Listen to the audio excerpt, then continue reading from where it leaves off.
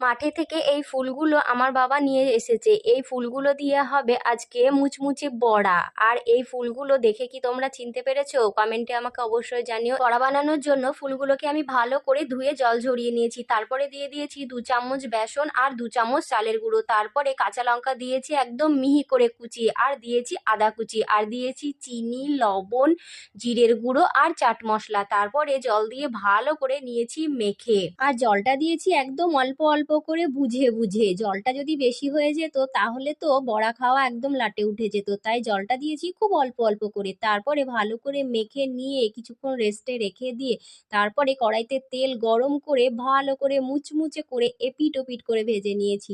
দুপুরবেলায় খাবারটা বেশ জমে গিয়েছিল, একদম ভাতের সঙ্গে গরম গরম এই বড়াটা কিন্তু দারুণ মুচমুচে হয়েছিল। তো ভিডিওটি কেমন লাগলো প্লিজ লাইক কমেন্ট শেয়ার করো আর আমার পাশে থেকো।